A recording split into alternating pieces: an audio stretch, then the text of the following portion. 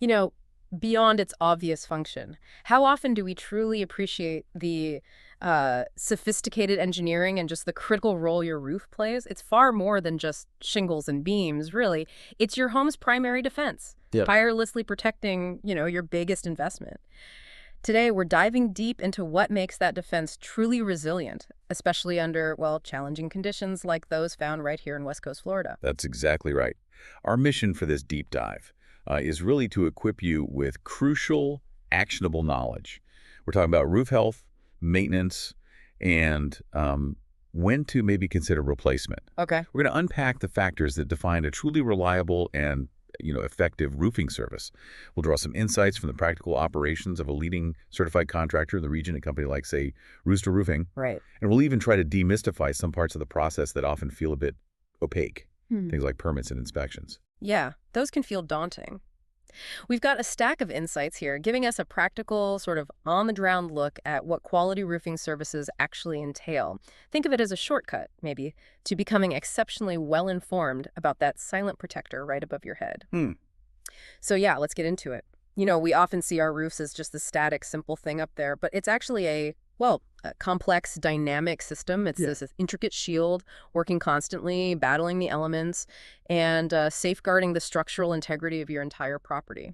And what's truly critical to understand here, I think, is how profoundly the local environment dictates the demands on that system. Okay, like how so?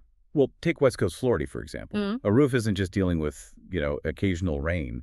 It's engineered, or should be, to withstand relentless heavy rains, the formidable force of hurricane-force winds. Right, which we know all too well here. Exactly. Yeah. So the non-obvious insight is that this isn't merely about keeping water out. It's also about resisting those extreme uplift pressures and persistent moisture. Uplift, yeah, that's the wind getting underneath, trying to lift it. Precisely. And this Yeah. climate, well, it doesn't just suggest specialized building techniques. It actually demands specific, resilient material choices and, really robust installation methods. So a standard roof just wouldn't cut it. It might perform okay elsewhere, maybe, Mm-hmm. but here, it could become a significant structural liability. That makes regional expertise not just, convenient, but absolutely mission critical. That makes perfect sense. So with all that pressure, the rain, the wind, the sun on our roofs, how do you, as a homeowner, spot trouble before it becomes, a full-blown disaster? We all want to catch issues early, naturally, but sometimes the most critical problems are the ones lurking just out of sight. What are some of those common, maybe even hidden warning signs we should be actively looking for? Yeah, this is where proactive vigilance really, really pays off. I mean, sure, there are visible signs. Things like minor leaks appearing on your ceiling, maybe missing, or obviously storm-damaged shingles. Okay, the obvious stuff. Right. Or even seeing granules, those little sandy bits from asphalt shingles accumulating in your gutters. Those are clear indicators. Gotcha. Granules in the gutters. But the real insight, I think, for informed homeowners lies in understanding the potential for hidden damage and those subtle aging concerns that aren't immediately obvious. Like what? What kind of hidden damage? Well, think about areas where water might pool invisibly, maybe on a low-slope section. Or the subtle signs of that granular loss we just mentioned, seeing it on the roof itself, not just in the gutters. That means the UV protection is eroding. Ah, okay. So the shingles are getting weaker. Exactly. Yeah. Or soft spots underfoot, if you happen to walk on the roof carefully, of course. Or maybe warped roof decking that you might only notice from inside your attic. These are crucial, often overlooked indicators. Right. Things you wouldn't see just glancing up from the driveway. Precisely. And that's why a detailed roof inspection isn't just an option. It's really a vital preventative measure. Makes sense. These inspections, they're designed specifically to uncover these very issues. Identifying potential problems, assessing wear and tear, flagging maintenance needs before they escalate into far more expensive repairs. It's the essence of intelligent preventative maintenance, really, safeguarding your entire property investment. Indeed. And once those initial warning signs do pop up, or maybe after a detailed inspection confirms there is an issue, the natural next question becomes, okay, are we looking at a temporary fix, or is it time for a more significant investment in a full replacement? That's a common dilemma, isn't it? It absolutely is. And understanding the distinction is, well, crucial for making an informed decision.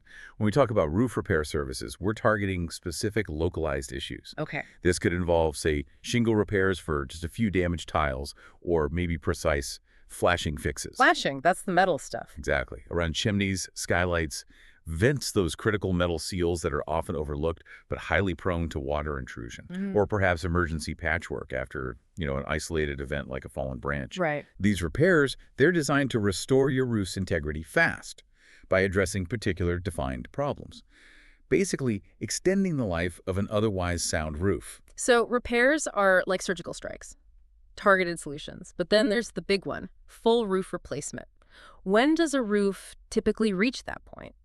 When is a complete overhaul the more sensible, maybe more cost-effective long-term solution? Yeah, full replacement becomes necessary when a roof has reached the end of its lifespan. This could be due to extensive widespread wear, just advanced age, or maybe irreparable damage across a large portion of the surface. So too far gone for patches. Pretty much. And often, this is actually the most cost-effective solution in the long run, compared to potentially endless repairs on a failing system. Now, when considering replacements, we're not just, slapping up new material. Right. We're installing advanced high-performance roofing systems. This includes a whole range of options tailored to the home and climate. Durable asphalt shingles, for instance, engineered for better impact and wind resistance than older types. Or elegant tile roofs, clay, or concrete, designed specifically to withstand salt spray and that intense Florida UV radiation. And then there are functional flat roofing systems, often using materials like TPO or modified bitumen, chosen for heat reflection, longevity, and superior waterproofing. Lots of options there. Definitely.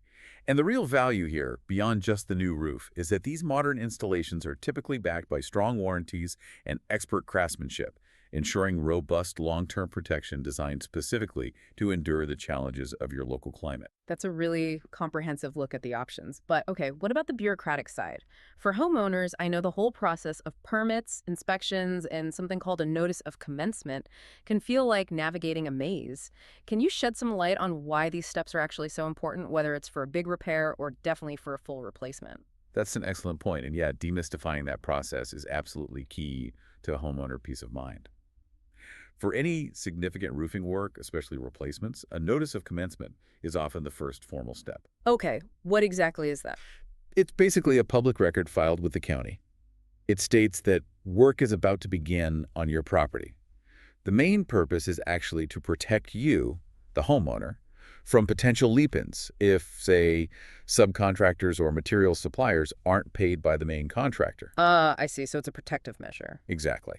Following that, securing the proper permits is non-negotiable. Right. This isn't just, red tape for the sake of it.